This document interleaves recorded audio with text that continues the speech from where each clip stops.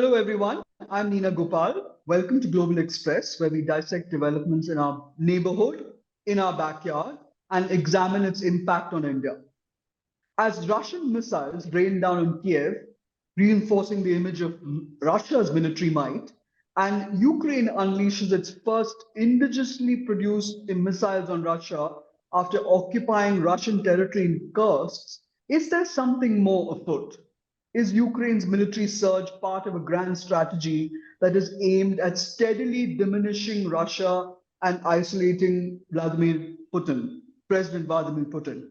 There's now a front line, a defensive line within Russian territory that is being built by Ukrainian troops, which begs the question, is Vladimir Zelensky's aggressive push for peace an attempt to put in place a plan that won't let Donald Trump change the game plan if he wins the US presidency?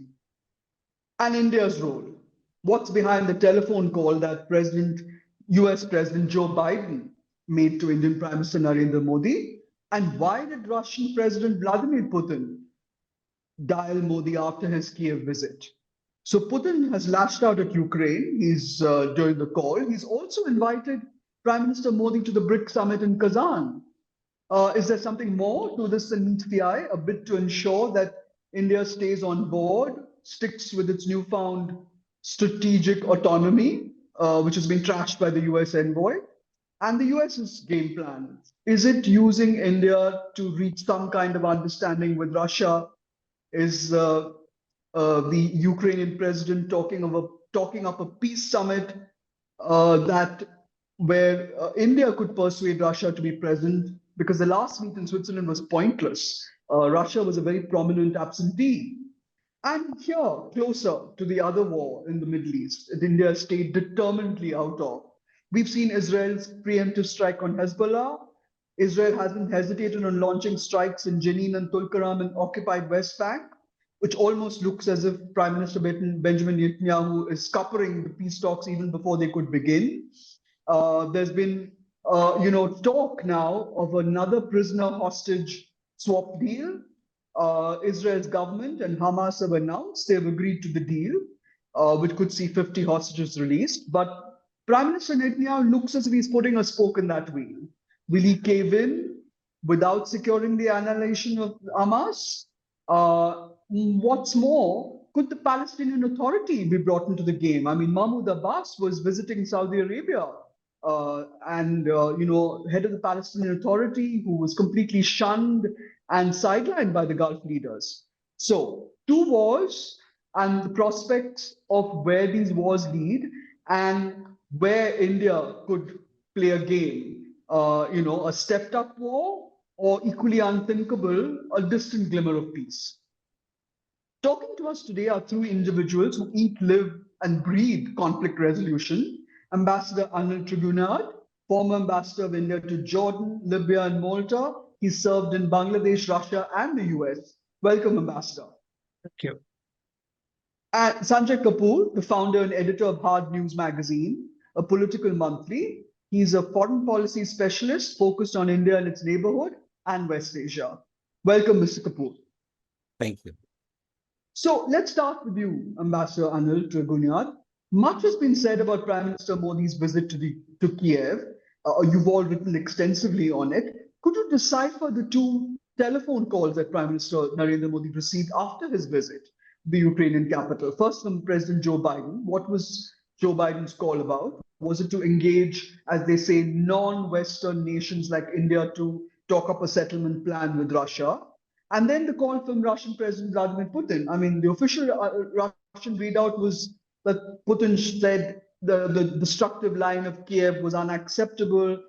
And he also talked about Russian approaches to resolve the conflict, but dismissed ceasefire talks as irrelevant. So was this about just an invitation to Kazan, or what does Putin want from India? What does Biden want from India?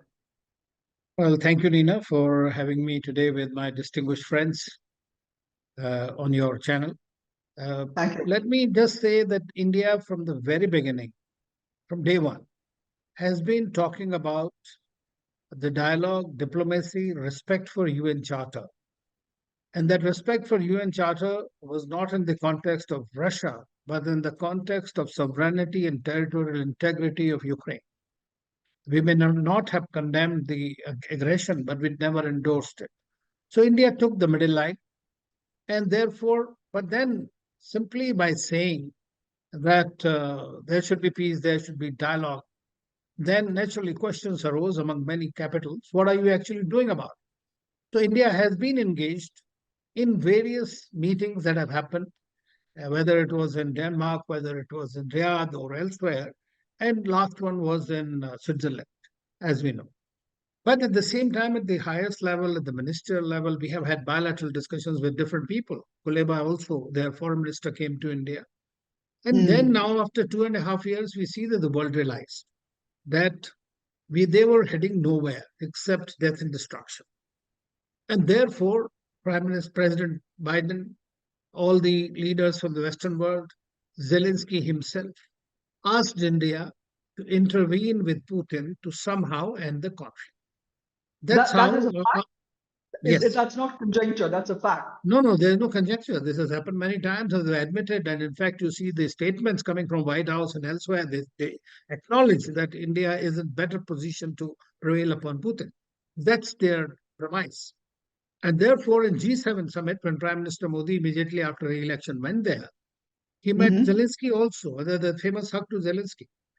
And then we had meetings with the leaders there, and they continued to tell India. And then logically, after coming back, Prime Minister Modi went to Russia. Of course, it was in the bilateral context because he has not been there for 3 years, the bilateral summits. But the fact that his one on one meeting with Putin was essentially to find some kind of a way or the red lines or to what extent they can go down. I mean, there are public posturing, there are public statements, but at the same time, the diplomacy is done in a very secretive manner as well, in full confidence. And so you That's right. understand the logical conclusion of this triad was to go back to Kyiv. And that's where he went, became the first prime minister to go during the conflict, drove about 20 hours of this train ride at his age. So it is not something that was just done for the fun's sake or just to please anybody.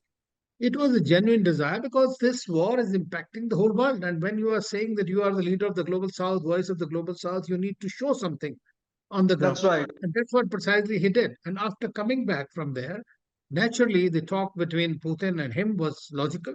And so was with Biden. Because by this war cannot end, or rather it stops at the door of Washington. So Washington is very much So, involved. If they so want, they can close.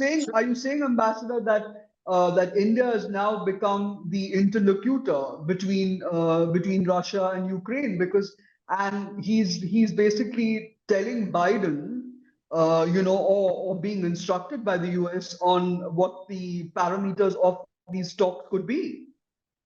Instructed by Biden. It was requested by Biden, I would say. The one thing is I would like to tell you is that he has informed him what was his discussions. Unfortunately, Uh-huh. the the meeting, his visit happened in the wake of the Kursk invasion, incursion. Yeah, For the first time, absolutely. the Ukrainian troops went into Russia, which became a very big red line for Putin. Obviously, Correct. Putin is not very pleased with this. He's raining all his missiles and everything, and he'll take his revenge to the Yeah. extent.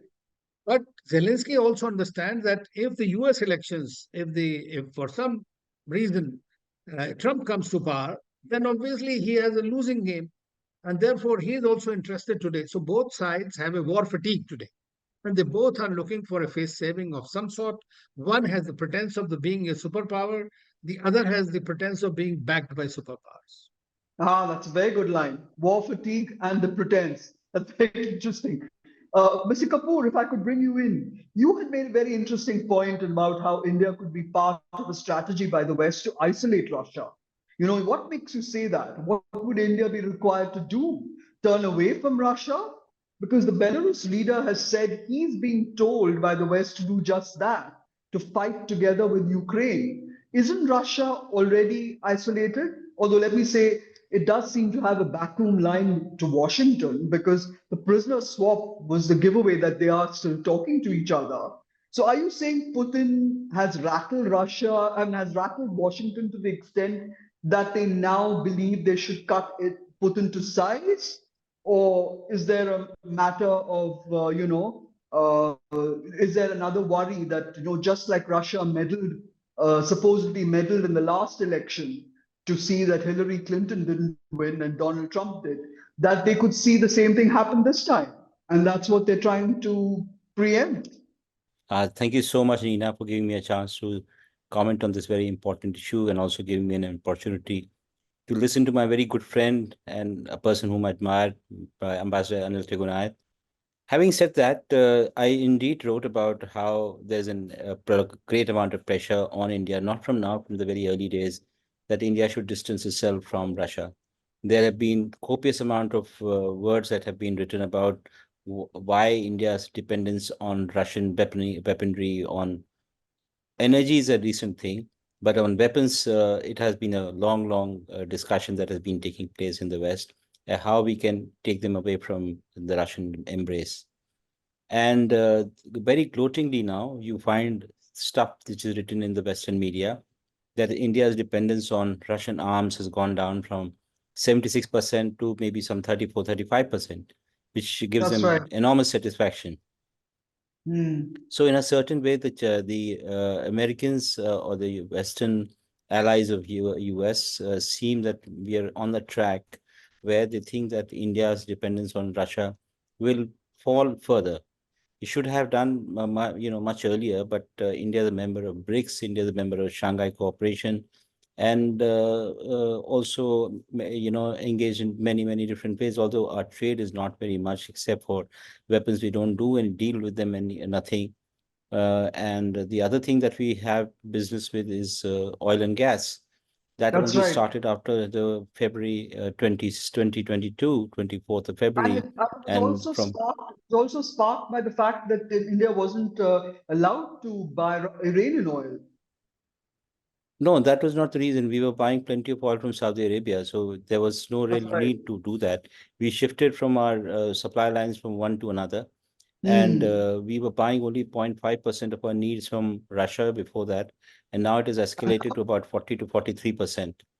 The major problem was that Russian oil is heavy. It is Ural, it comes from the Urals mountain range, and we needed to bring about the necessary changes in our refinery to ensure that Hmm. we can do that. But once we began to shift, we bought relatively cheap oil from Russia, which we refined, and ironically, it was sold to the West. People who were criticizing That's us right. that we are buying. The US bought a considerable amount of refined oil from us and sold it to Europe. So So does only the Germany. so did Germany. So only the ill-informed people say that why are you buying and why don't you stop? But Hmm. that is how it happened. And during this But time, Zelensky has an axe to grind with Russia, which is why he brought it yeah, up. yeah, he was talking about it, but it was very ill-informed interjection that he made. But he has his own reasons. He thinks that this is high time that India stopped buying oil. He was critical. He said India doesn't have the credibility to be a peacemaker, primarily because if you are, supping with Russia on every count, you are buying weapons, you're buying oil, you're doing business with them, ensuring you put money in the hands of Russians to buy whatever equipment you can, and they grease the oil war machinery, then surely Ukraine and the president would be deeply upset about it. But I want to bring in something before I But Mr. go Kapoor, can we further. go back to your point about the strategy of the West to isolate Russia and using India to do So, it? Is it a credible theory or is it just a conspiracy theory? no, it's not a conspiracy. They have said that in so many words. If you remember, I started off with how they want India to distance itself from buying weapons. In fact, they're very Yes. happy that Indians have stopped buying the kind of weapons they did. And after the Ukraine war, Russia needs more weapons itself, so it's not in a position to sell very much. So whether it Mhm. is AK-47s or whether it is even S-400 has got delayed, despite the fact that Russians have been seeing another deal which has been put on hold is Kamo, the helicopters that we Yeah, were supposed to buy from Russia. So many that's of right. these deals have been put on hold, and Russians know that, and the Americans are aware of that. In fact, if you look at it, it's seen as a major moment in the fall of our dependence on the Russian equipment. The other thing is that US wants even China to be distanced from Russia, despite the fact that they know that China, India, and Russia are together in BRICS and they are together in Shanghai Cooperation. There is a movement in there is attempt on the part of US with China to somehow wean it away from Russia, because they recognize that the oil and gas that they have the deal that they have done with Russia will sustain them for a very long time. So if you follow the relationship between China and Russia, you realize that there are difference of opinion that has emerged between Russia and China on the price of oil and gas, and that negotiation is not really taking forward, and the Chinese are rather bitter about it. But So the Chinese have also scoffed at India's yoga diplomacy, they're calling it. You know, while it has stepped in and played mediator. I mean, it brokered peace in the Middle East between Saudi Arabia and Iran, and I think it has pretensions to grandeur, even on Europe. I mean, they've invited the Ukraine foreign minister to Beijing, and they were hosting the Jake Sullivan of the U.S. national. So what was that? What was that about? So China, in a certain way, is trying to be independent. They don't want to supply weapons to Russia. They don't want to give anything that can invite more sanctions on them. So there is a certain amount of carefulness that they build into the relationship. They buy oil, they do many, many things. They feed each other ice cream also whenever they meet the Prime Minister, President Xi Jinping, and President Vladimir Putin. But having said that, there is a certain wariness that is visible that you can see. And So is Putin. that wariness a natural consequence of two powers which are sort of jostling? Because Russia does not want to be manipulated by China, while China is, I think, aspiring to be the great power. China is part of what many people say is G2, the group of two nations, US and China. And Russia Hmm. obviously has been left behind, and Russia feels very uncomfortable. At the time Yeah. when Donald Trump became the president, I think there was a desire in Vladimir Putin, or in fact, he made a lot of attempts to ensure that there is certain kind of credibility that is restored to his status and that of Russia, and that will somehow help him to unhinge itself from China itself. But that didn't really happen because there's a deep state in the US which doesn't want Russia to be accommodated at all. So I was coming to a point which I want to raise, which somehow will Yeah. get got overwhelmed. And that is, I've been trying to understand why there is so much animus towards Russia. And there are Yes. things that sometimes surprise you that include differences in the Catholicism versus the Russian Orthodox Church. One of the Hmm. things that by Ukraine President Mr. Zelensky has done in the last few months is to ban the Russian Orthodox Church altogether. So at this Oh moment, man. you have at one level that you have issues of arms and you have issues of everything, and the differences that are surfacing. But on the other hand, the Ukrainian government has been banning the Russian Orthodox Church. You have something called the Unified Orthodox Church, which is in certain way different, and they got a ratification from Istanbul also, where you have the headquarters. So you have animosity that exists for the last 1,000 years between two different ways of the Christianity looking at life, and at the same Hmm. time it gets exacerbated by the happenings of today, of the differences of that are taking place between Russia and China and India, because Russia is also a major driver of what is called the de-dollarization which is taking place. US knows that if the world gets de-dollarized, the dependence on the exchange currency goes away as dollar, then the status of US will go away. And Russia and Hmm. China, and not so much India, are quite convinced that this is the way to go forward. So what I'm trying to tell you, I may seem a bit garbled, is that there are too many things that are going on between the relationship between US and Russia. And Hmm. US wants every possible support that they are getting to be taken away, all the crutches to be taken away. So India is a major player. They don't want India to be there partnering with them in many ways. So they're cutting down on when it comes to weapons. And very shortly, you will find India stop buying even oil because you have easy access to buy from Saudi Arabia, which we were doing. And for that matter, I don't know about Iran. Iran we used to buy, but after Mr. Trump came in and he told that there should be no oil from Iran, we stopped that, despite the fact that it was a bilateral sanction that he was threatening to impose. But let us see how it plays out. It is a very interesting game, which is revealing every bit of it, every step of it is revealing in a different way. So, if I can come back to you, Ambassador, would you agree that that India is a willing partner in the US in this game plan to sort of cut Russia to size? And I was also told by someone that there are games afoot, conspiracy theories, no doubt, to replace Putin, to see to it that Putin doesn't have such a say, and that a middle of the road leader is brought back into in Moscow. I mean, are these just theories, or and would China, now that Mr. Kapoor has talked about the uncomfortable relationship which is there, which is growing between Russia and China, where does this leave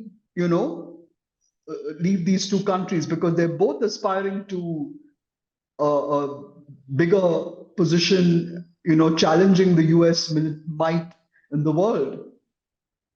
Well, one thing is there that I think there are a lot of these theories are written. There are a lot of gray zone warfare that is taking place, disinformation campaigns that are going on. As far as I know, and I have served in Russia twice. So one thing I can tell you is that the relationship between India and Russia, especially Prime Minister Modi and President Putin, which is very well acknowledged by the world as well as by the Americans themselves, is that there is a trust. And trust in diplomacy has a lot of traction. Strategic partnership, when we say that despite the fact that Russia, China have a close bonhomie, and before I say something, I'd like to just mention this to you.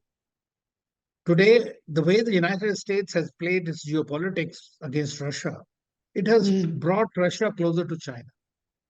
And so Russia, if you know Russia well, you know that it is a country which has been very proud. Russians are the people who can take the adversity like no other people in the world. You know the Second World War, since that. I mean, those of us who have served there, we know it. There's a people. Putin, only thing he did was he brought the pride back of the Russians. And that's the reason he continues to remain a popular leader. As far as India is concerned, they have stood by us in the past. And during the war, let's say the Kargil war, when our defense minister went to Russia with the list, first thing they did was they tried to bring the two defense ministers together, the Russian and because we have something called RIC format, Russia, India, China format. And the list that we had, they said that on priority, they will provide us all those parts in the list. That's right. On the S-400, Russians were dead against providing it to India. They did not care about it. So they don't like the problem between India and China, but at the same time, they try to play, to the extent possible, a soothing role between the two countries. At the same time, you know that under the current geopolitics that is prevailing, and we are looking at the Cold War 2.0 kind of scenario happening, in which China definitely is the major pole. So Russia needs China to counter the West. But as I say, Russia also needs India counter the Chinese influence so that it is not just swept away. And it does does not Russia have by itself the power. Need the US, need India to talk to the US? Not to keep talk. No, against China, I'm saying. You see, they have friendship with China. They need China to counter the US. But the Chinese influence is spreading at a very fast pace in their backyard, in the Shanghai Cooperation Organization, in the BRICS and elsewhere. And that is where they need India as a partner. And from day one of the SCO, I was involved in the Shanghai Cooperation Organization. Russia was very keen that India should join the Shanghai Cooperation Organization from day one. And I'm talking of 2001 onwards. So this is the background of it. At the same time, it is important for us to diversify whether dependencies on any country, because there are no permanent enemies or friends in the world of diplomacy. I mean, you need to have your eggs in as many baskets as possible and have good people. So that's precisely what India is doing. But it is doing through something called strategic autonomy, which the Western countries don't like because they have this kind of an alliance mindset. And if you are not in the alliance, on the other hand, China and Russia don't follow this alliance thing. They have understandings and they follow those understandings to that. India does not follow it at all. So our strategic autonomy suits both the countries. Americans also don't mind, because then you are not going towards any particular country. And that's why if you see this Kishore Mehbubani's article in the Foreign Affairs, I think he said that India can't be trusted or something like that. He But did that say is that. a different take. Now, defense equipment has been, my saying, it may sound very undiplomatic, but I can be undiplomatic because I'm no longer a diplomat. You see, as far as the defense thing is concerned, United States thrives on its military industry complex. That's right. It has to seek conflicts, number one, and it has to seek the places where it can make. India is a very big market for defense. So they have got $20 billion worth of equipment to us. But they have not been able to generate the kind of confidence and trust, because at the grassroots level, there is still, or even the policymakers, there is a distrust that while Russia may deliver even, not having that much. On the other hand, the Americans may play politics vis-a-vis. I mean, there are many instances. We don't have time to go into that. Yes. That's true. So That's that true. is something, and that's a very major problem that we have with them. So, but at the same time, they are a global comprehensive strategic partner. Just last week, Rajnath Singh was there and he signed the SOSA agreement, as you know. And we have this ISAT, we have this. So today, Russia is in a better position to entrench itself in India. How? What they're trying to do is they have got a lot of these rupees under the rupee ruble or whatever oil we have bought. They are looking at opportunities to spend in different sectors, strategic sectors, to invest that money there. So if they are able to do that, then they become a bigger stakeholder in India. Maybe that's the one country which has provided you the TOT with every. If we have not been able to utilize the transfer of technology, then it is our problem. But with every agreement, but with the United States, we have got no technology. So that's right. You see, so so India is trying. It has Atmanirbhar or whatever you may call it, but it's trying that we are going forward, and we are trying to go to each of our partner to get that. Now we have signed this agreement, if you remember, just ECFTA, with some European countries, including Switzerland and Iceland and Norway, etc. But what is the inbuilt mechanism there? Inbuilt mechanism is that you will invest $100 billion in India. So now you are beginning to look at it in a very different way. So I think that we are negotiating, but the moment you say that I'm friends with this or you condemn Russia, you close that door. So today they realize that there is one country which can actually. Yes.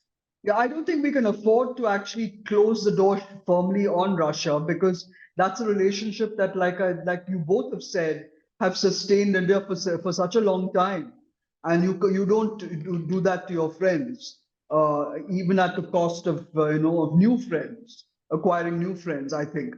Just as a sidebar, I wanted to Sanjay Kapoor, if you could talk to me about the arrest and release of this Telegram CEO, the Russian-born Pavel Durov. I mean, there are reports that Telegram was being used by the Russian army to communicate with its frontline troops. Was that the reason? It couldn't. Was it, or was it about illegal content?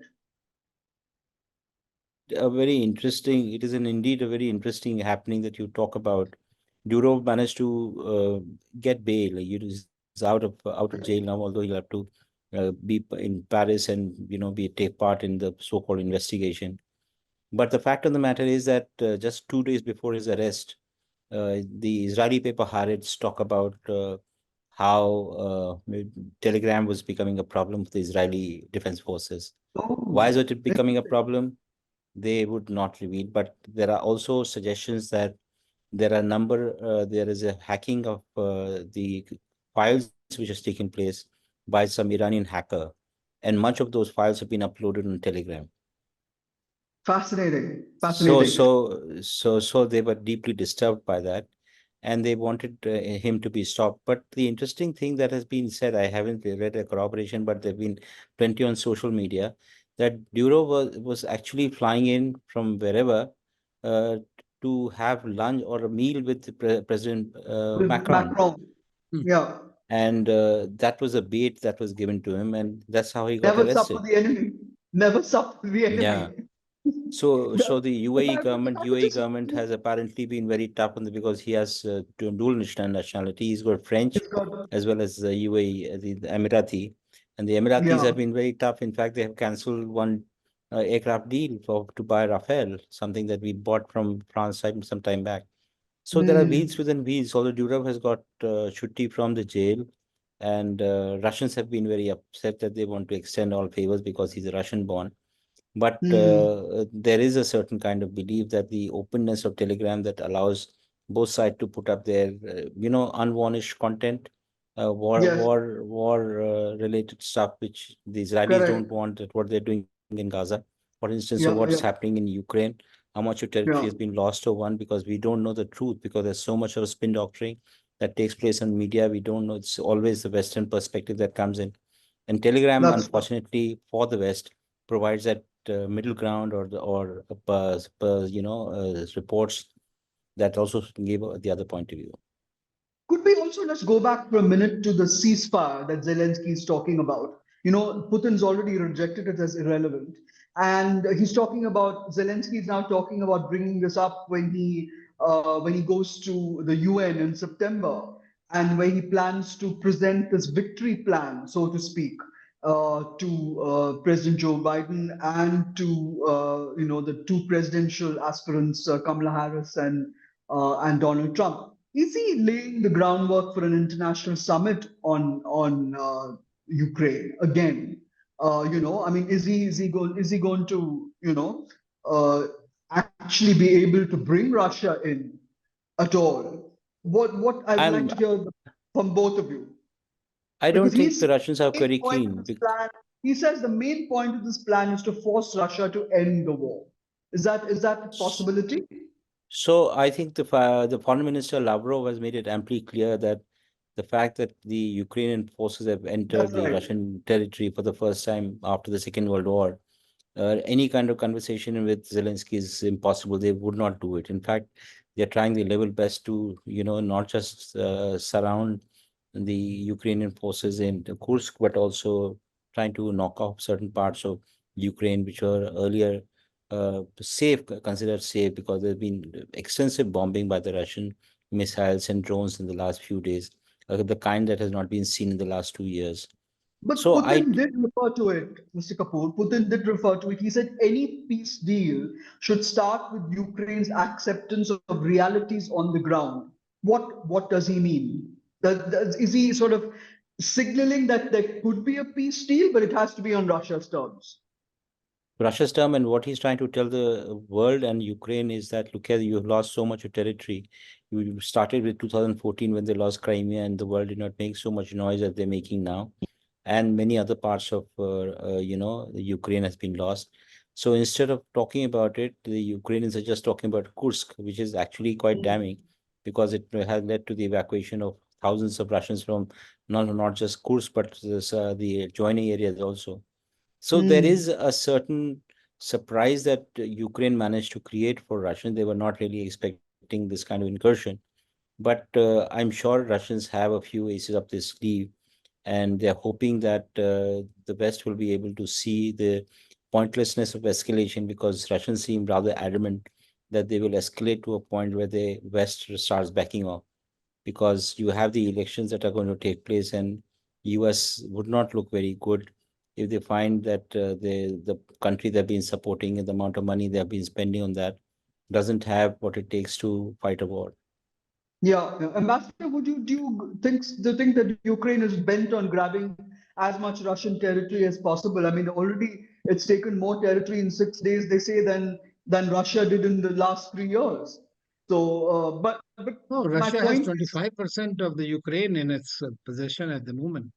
I mean, exactly, quarter, and then Ukraine is the second biggest country in Europe after Russia. And Russia is yeah. the largest country. So that we are looking at thousands of kilometers. We are not looking at small territories. Kursk is one region. I mean, I believe that as many of the thinkers, observers say, and Sanjay also said, is that probably that the Ukrainians thought by this surprise and by capturing some territory, they'll have a negotiating advantage with Russia vis-a-vis Yes, exchange of territories. But correct. we don't know if they are able to hold on to it. they will be able Yeah. to hold on. Because the Russians, in the meantime, and Putin said very clearly, the kind of response that they are giving it is actually excessive today. And this will continue. Because, see, Russian economy has become today a war economy, growing at about 3.5%. They are producing ammunition, which is 5 times that of the Europeans put together. So they don't have any dearth of ammunition also in that sense. And they have partners with Iran, with through China, North Korea, and all these countries are also helping them. So I think that Putin is not looking for a peace, but he is looking for peace on his terms. What Zelensky is saying, he has his own peace plan. If you remember the joint statement that was issued between Prime Minister Modi during his visit, it clearly says that the framework that could be is the communique that was issued in Switzerland. That could be the starting framework for peace talks. Now, definitely everybody says that there should be a next peace summit. And quite some time back, Ukraine, after India also did not endorse that communique, did not sign, we have agreed that we will upgrade our participation in the next peace summit. We might even host it. And at the same time, I think that Zelensky himself had said that he'll not object to Russia participating in the next peace summit. So But there are would things that are would going on. Russia be a so I was right No, to Russia will start. come. Russia will come if we hold it in India. They will send somebody. Yeah. So we could see a peace summit between Ukraine and Russia hosted by It may India. not be direct talks. It could be like the Hamas and Israel. They are having the talks today. I mean, indirect Yeah. talks through Yeah. intermediaries or direct also. In fact, if you remember that just 2 months into the war, they had agreed to in Istanbul, Yes. and Yes. which was completely scuttled by Boris Johnson when he said that Mm. we have to defeat Russia. So the Western countries have their very different perspective as far as defeat of Russia. And Sanjay very clearly mentioned and brought out that they have a problem with Russia, basically, because they don't want to see Putin being a strong leader, only one holding out against this. They have a bigger problem waiting for them in China that they would not currently, but somehow the deep state in the United States and the deep Slovakia, the deep state in Russia, they are so antagonized to each other that they would like to decimate to the extent possible. Yeah, I think that you also talked about, Ambassador, this other kind of arrangement where you could have a buffer zone, that Ukraine has carved out, being monitored by the UN, or that could be the idea that is being floated, right? I Well, mean, that is somewhere in once they come to the negotiating table, then yeah, like overtly you will not see the Russians vacating it and leaving it. It is not the US in Afghanistan. Here that's it is right. their direct security is involved because see Mm, now um, the worst result of this war has been that that NATO has expanded much further towards the Russian borders, with Sweden and Norway becoming the part of it. So I think that this is a problem with them. But at the same time, he did not want Ukraine, and that's the first reason that the war really began. So I Yeah. think that what they will do, they like this buffer somehow to stay. Now, in what situation it was part of the Minsk deal also at that time it was agreed, which was never followed through by the by Ukrainians and others. They did not want it. So there could be under the United Nations, whether there could be a referendum, there could be something, but that will be part of the negotiations. At the moment, both sides have vertical positions. yes, Russia wants to yes. keep it. Ukrainians wants Russians out. Now, where do we come in between? Will decide how this war really ends.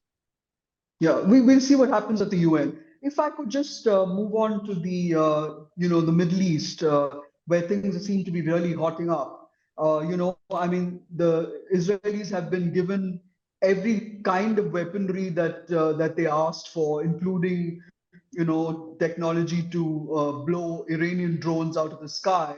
And unlike Kiev, which is still saying it's not getting more jets, it's asking for more jets. He's asking for more drones. The US's protection of Israel, so to speak, has stood Israel in good stead. But Do you think that given Kamala Harris's statement about what she believes should be that Palestinians have a right to live and so on and so forth, do you think there could be a change, a shift in in US policy towards Israel, or it's just that's just nothing, just Should basically I speak? talking? Yes, please, Should Mr. I? Kapoor. I think what we are witnessing at the moment is by and large acceptance of whatever US does. In fact, US doesn't only bring in weapons for the for Israel. That's not just the support, but the kind of media power that they bring in is also something that we had never seen. The tyranny of the word, the spoken word, the written word is entirely so overwhelming that you cannot say very much.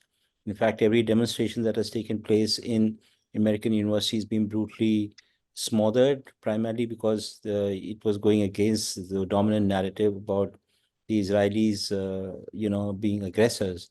Nobody wants to listen to that. And same is the case with the West in the Europe. So if you look at it, it's basically US, which has been, and especially President Biden, who has been giving weapons and giving a carte blanche to Israel to do pretty much what they want. And the net result of what you've seen in the last many months of, intense bombing and evacuation of the people from different parts, almost 40 or 1,000 people have died, and the That's right. total about 42 million tons of debris the Gaza has been turned into. So it will take about many, many years for it to come back. I don't think the Israelis are very keen to the Gaza settlement should happen. Now they have directed the energy towards West Bank, and they've begun an operation targeting in the name of terrorist or Iranian moles or whatever they say, just to justify whatever is happening. So I don't Do you think think Kamala that Harris. the West Bank the attack on these so-called moles is basically to scupper the Gaza, the pressure on from the world to sort out Gaza? I don't think they're under any kind of pressure. It's such a shameless thing. You had an international criminal court passing strictures, passing arrest warrant against Netanyahu. What has come out of it? Nothing has come out. People have forgotten about it. Mm. So if they are merely going from, West to Gaza to West Bank, I can assure you they are not at all worried because the protection comes from the US. They have been not just given firepower, they have been given people, they have been given aircrafts. Yes, Everything conceivable has been given. It's a new war which has been fought on an old issue. They have the benefit of AI, they have the benefit of every possible conceivable thing that the US has learned or achieved in the area of defense technology is being used in that area. And that's mercilessly very over interesting. people, about 17 to 18,000 children have died. My heart bleeds whenever I Right. see images of the kids going from one place to another. But nobody has bothered. It's primarily because what has happened that the Israelis call them human animals. And they kind of find justification for whatever they're doing, engage in a slow genocide, and the world is not able to stop anything, and they will continue with West Bank for all you know. But the most intriguing thing is the fact that I mean, it's a given that that the right wing elements that support Prime Minister Netanyahu are the ones who are creating this problem, who basically are talking about the Haram al Sharif and building a synagogue, in that area, and so on and so forth. It's basically the hostages and the hostage swap and the prisoner swap seem to be, in limbo. I thought that Israel had agreed to it, yesterday, when they said that they would allow hostages to be, prisoners to be released in return for the release of 50 hostages. So, do you think this is a move by the right wing to scupper that deal? What's the reasoning uh, behind West Bank? I mean, if you look at it, every possible deal which has come up for a short mention in the media or elsewhere has been scuppered because primarily the objective of this war is totally different. How many bombs have been dumped in that area where it did not need who? There was no resistance. There were no aircraft guns. There were nothing. There were people living in tents who had to move from one place to another. They have That's turned the true. entire place upside down. Why have they done that? That's So you have to yeah. ask those questions. Nobody is asking those questions because there's not even a question of reconstruction, because they Hmm. think that reconstruction may not be possible. You've turned the rubble so many times over that nothing can be done. The same thing they'll probably do there.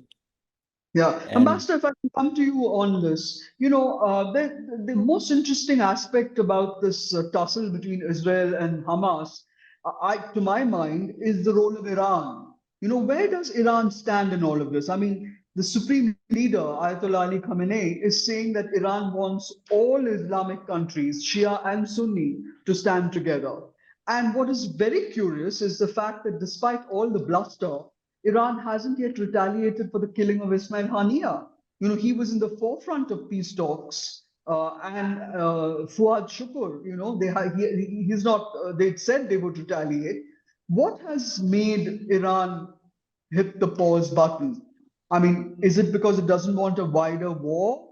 Or is it hoping to build confidence in Washington that its new government can be relied on to do the right thing? I mean, reopen the 2015 nuclear deal, be able to start enriching its nuclear plant again.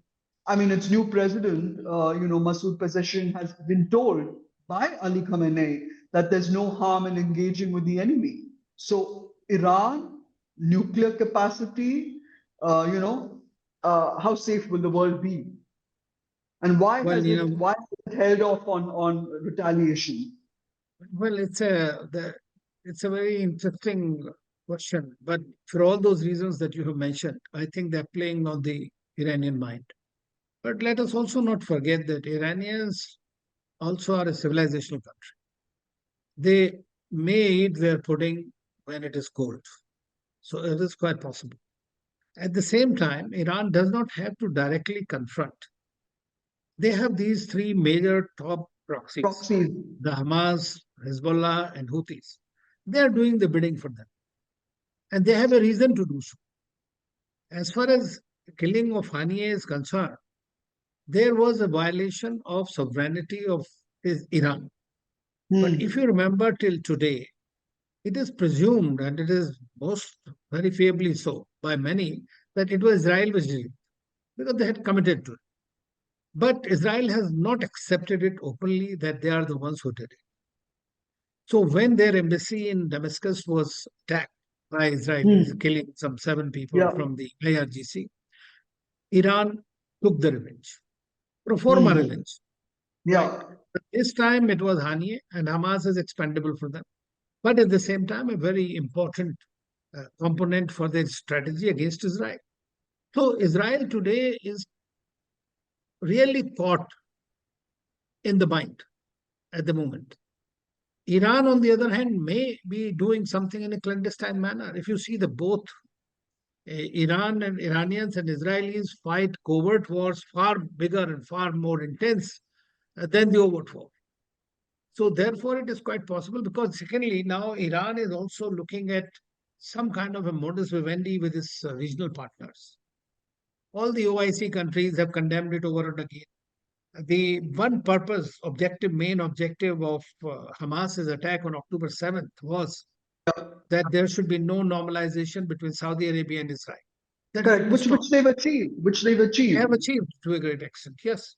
And No, I mean Yoav because Gallant because himself, because no, because the Crown Prince of Saudi Arabia, Mohammed bin Salman, has actually said this. I said as much. He said he's not going to go forward with the deal with Israel, a normalization deal with Israel, and he's hosted Mahmoud Abbas, Palestinian yes, Authority chief, who I said right in the beginning of the program had been completely sidelined. So this yes. looks as if we're going back, to what was originally the support of Palestine to the Palestinian Authority, and the move to give the Palestinian Authority a legitimacy rather than a group like Hamas. Well, they all hate Hamas, actually, except Qatar and Egypt. They are the only two countries that have somehow supported Hamas, but not the end. And for that matter, even Israelis. I mean, Netanyahu himself is very much involved in the propping up of this Hamas and all through. It's not from now. And we all know it That's has right. been. So all these $3 billion that comes from Qatar and goes into Gaza is with the support and connivance for which Even the Israeli president thanked the Emir of Qatar. So this is the kind of game this everybody sees it. What can we expect, Ambassador? Could we see the rehabilitation of Mahmoud Abbas, and is Yahya Sinwar going to be sort of reduced to a non-entity? No, You know. Yahya Sinwar, I mean, he's on their hit list. So that you see, the thing is that you never know how soon and when. So Yahya Sinwar is also trying to ensure that his safe passage in that Mm. sense. I But believe I he think finds that, a new yes, place to hide every night. yes, that is the unfortunately thing. Because see, if the Israelis had adopted the strategy of killing the Hamas leaders from day one, there Yeah. would not have been so much of public outcry and the killings of innocent civilians and the kind of hardships. They could have achieved their objective much better. But as their army chief has said, IDF chief said that it is impossible to eliminate Hamas. I mean, he has said it's an objective. That's the reason that there are differences between his defense minister, Benny Gantz, left on these score because of the strategy, that Netanyahu, for his personal reasons, is continuing. And Americans, I mean, nowadays I have begun to feel that the American foreign policy is probably run by Israel now, because despite 10 visits by Blinken, we don't see, I mean, the fellow is the foreign secretary, I mean, the Secretary Blinken looks so harassed when it comes to, They're not uh, interested. They're not yeah, interested. so They will just he say doesn't listen whatever. to anybody.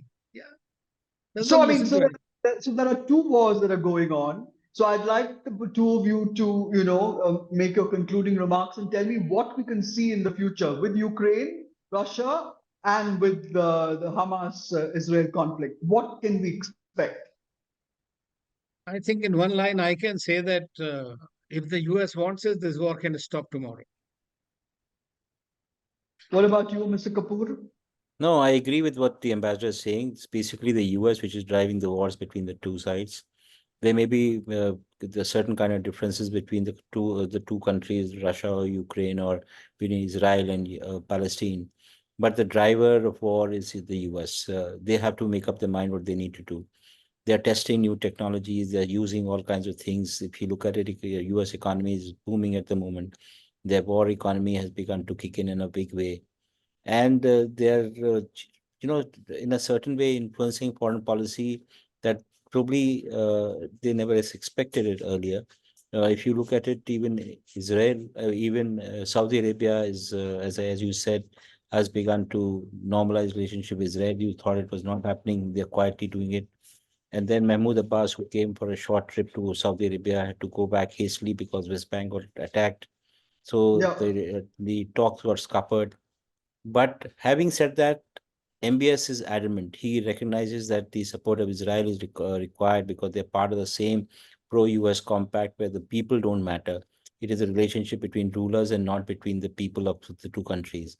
And that is what most of the monarchies and most of them have really benefited from. And I think it is happening in certain ways. So US is the one which is driving.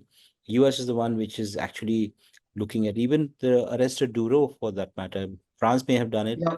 but very much similar to like what happened with the WikiLeaks owner. It was the Americans who compelled the French authorities to pick up Mr. Duro. That's very interesting. Thank you very much. So I would Thank you. like to conclude by asking the question of where it's going to go, because the US has to, for the sake of peace in the Middle East, back Cairo and Doha in the peace bid.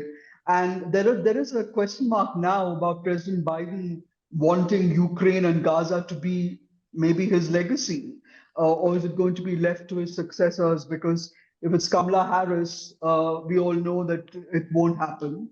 And the right wing within the Democrat Party drives foreign policy and this war. So, in conclusion, I think we can say that 2024 has seen some of the bloodiest conflagrations that the world has ever seen. First war in Europe since World War II, and the bloodiest conflict in the Middle East since the Intifada. Let us see if war or peace prevails in the weeks and months to come. Thank you very much, Ambassador Tribunal, for coming on the Thank you. show. And thank you, Thank you. Sanjay Thank you. Kapoor, for taking part in the show. Thank you, viewers. Thank you so Please do much. click on the new Indian Express website and click on Global Express and post your comments and share. Thanks.